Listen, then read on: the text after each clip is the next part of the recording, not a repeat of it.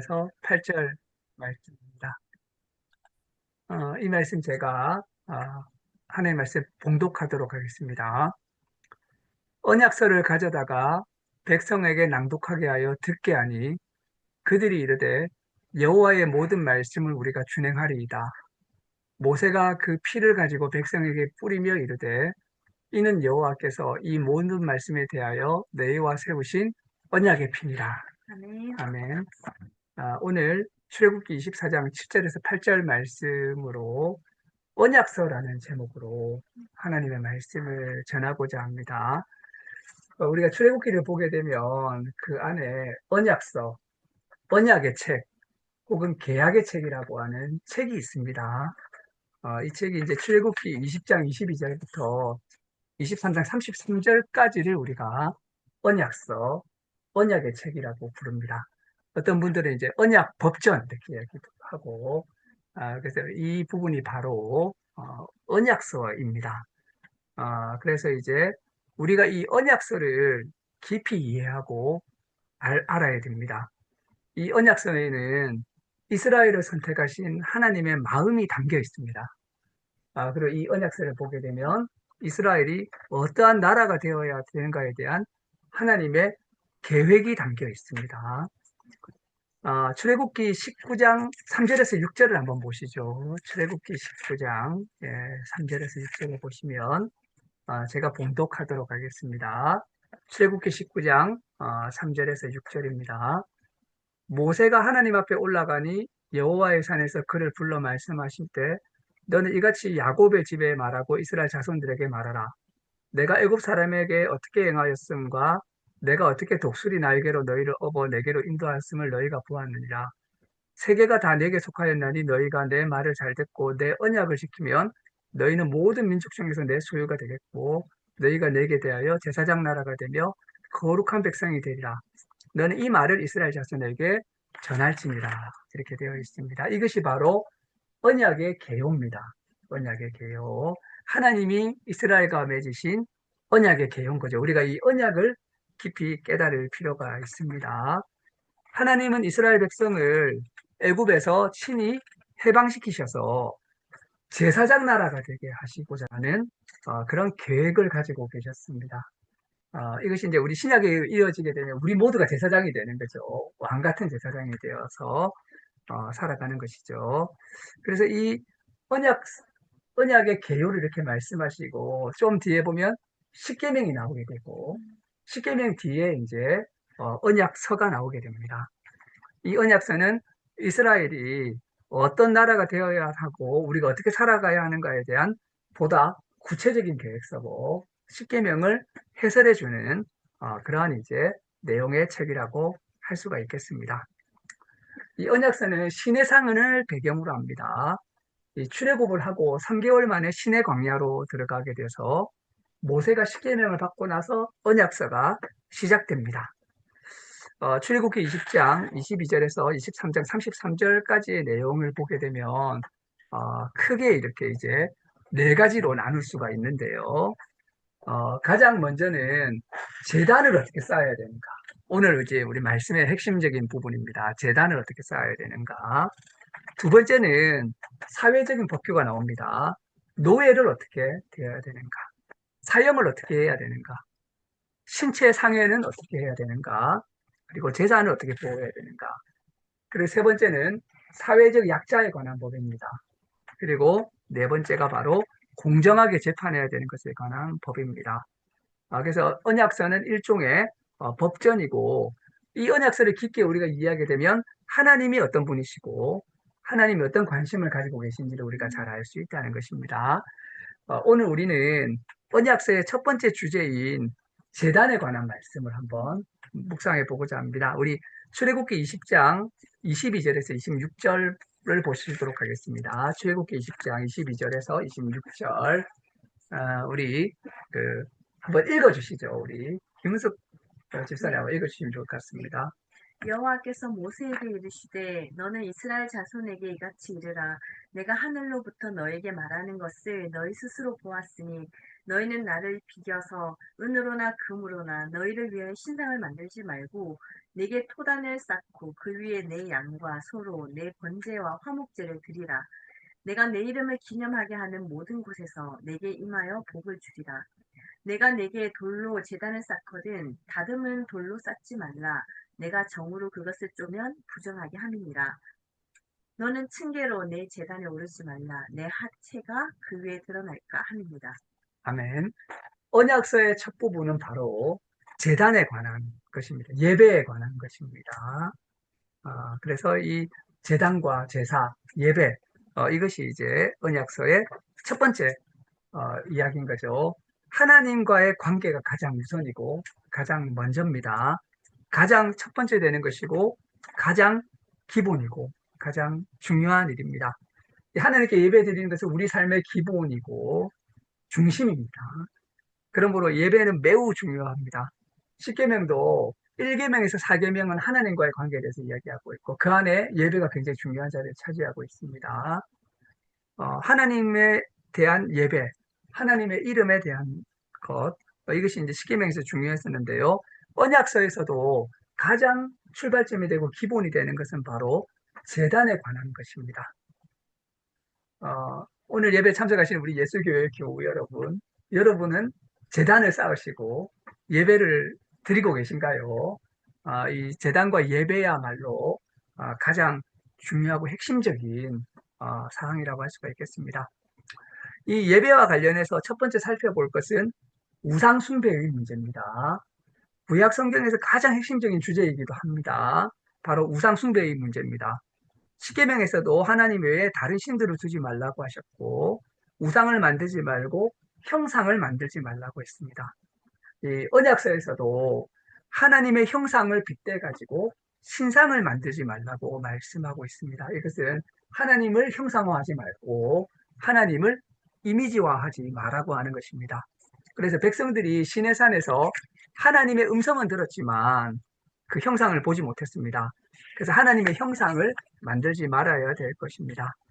우리가 눈에서 멀어지면 마음에서 멀어진다는 말이 있죠. 이미지가 막강합니다.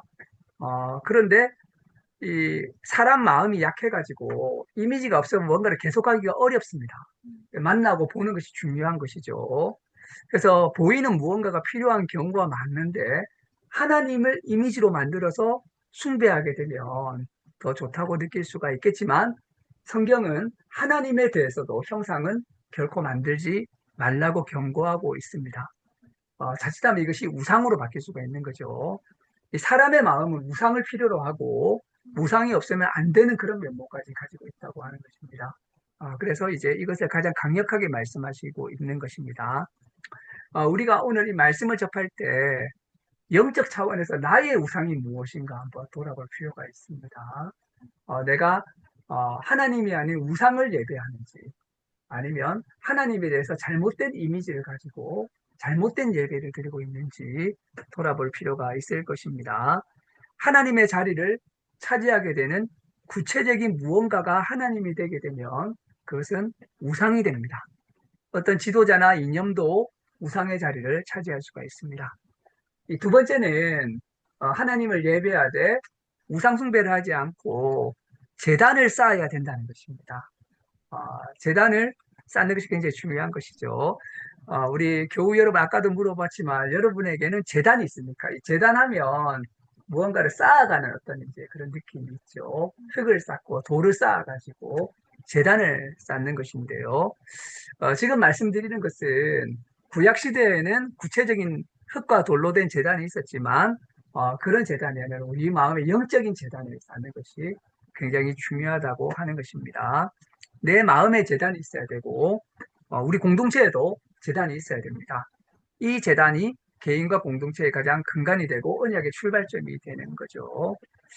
이 언약서의 말씀을 보게 되면 특별히 제단을 쌓을 때 토단을 권유하고 있습니다. 토단, 흙으로 제단을 쌓되 정 원하면 돌단을 쌓으라고 말씀하고 있는 거죠. 하나님은 우선적으로 토단을 더 좋아하셨던 것 같습니다. 이 토단에서 번제와 화목제를 드릴 수 있었는데요. 이 번제라고 하는 것은 재물을 태워서 하나님께 연기를 올려드리는 것이 바로 번제이고 화목제라고 하는 것은 하나님과 인간이 서로 화목하고 평화하고 화해한다는 것을 강조하는 그런 제사입니다. 번제를 드리게 되면 예배자의 죄가 동물에게 전이 되는데요. 우리는 이것을 이제 신약 시대에서는 예수 그리스도의 십자가로 말미암은 제사가 드려지는 것이죠. 우리가 매주 드리는 예배가 바로 이렇게 예수님의 십자가를 통한 그런 이제 번제와 화목제가 있는 제단의 예배가 되어야 될 것이고, 우리가 매일 또 가정에서 또 자기가 있는 곳에서 이러한 번제의 제사를, 화목제의 제사를 드려야 될 것입니다. 언약서에는 약속이 있는데요.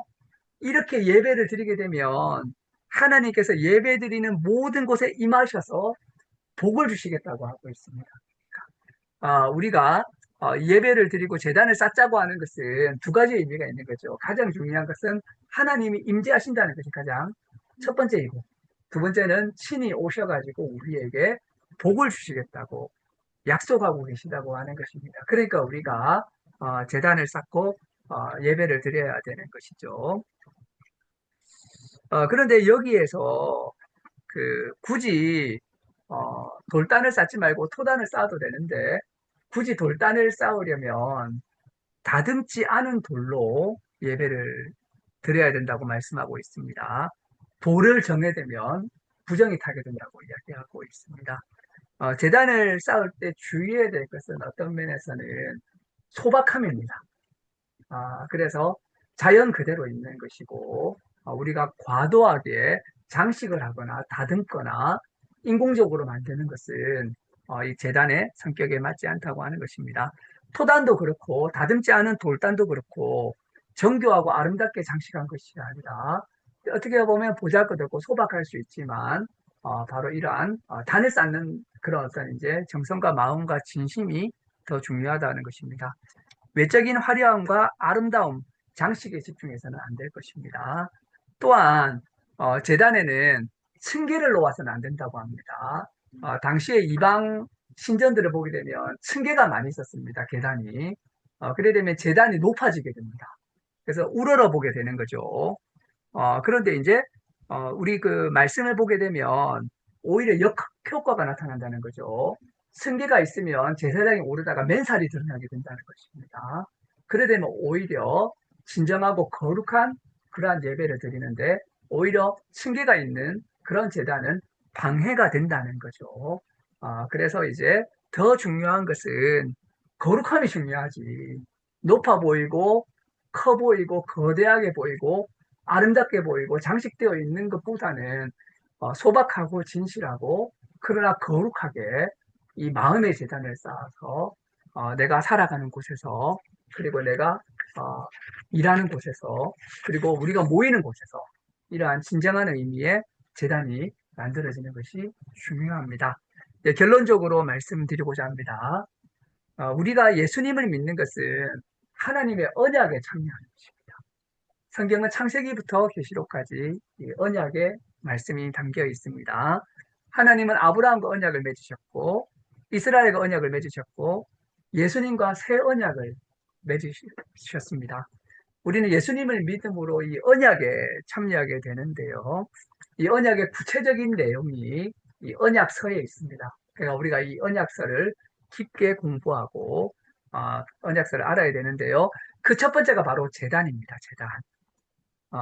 우리는 매일매일, 매주 매주 우리 일상적인 삶에서 이 제단을 쌓고 번제와 화목제를 드립시다.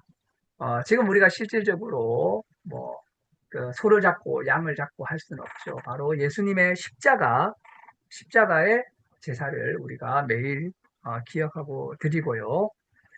그리고 소박하고 진실하고 거룩한 제사, 이런 제사를 우리의 가정과 일터와 사람들과 만날 때마다 드려서 우리의 모든 삶에서 재단이 있는 그러한 이제 거룩한 곳이 되게 하고, 우리 예수교회가 그러한 재단이 되고 이렇게 살아가는 그러한 교회가 되기를 주님의 이름으로 축원합니다. 예, 기도하시겠습니다. 하나님 감사합니다. 오늘 우리에게 언약의 말씀, 재단의 말씀을 주셔서 감사를 드립니다. 하나님과의 언약 맺음에 대해서 깊이 깨닫고 언약의 백성으로서 살아갈 수 있는 그런 우리 교회가 되게 해 주시고, 특별히 우리가 우리의 마음과 우리의 가정과 우리의 삶에 재단을 세워서 어, 화려하지는 않지만 소박하고 진실하고 거룩한 재단을 쌓고 주님께 진정으로 예배드리는 것을 우리 삶의 중심으로 알고 그렇게 살아가는 그러한 예수교회가 될 수 있도록 주님께서 인도하여 주시기를 원합니다. 감사드리며 이 모든 말씀 예수님의 이름으로 기도드립니다. 아멘.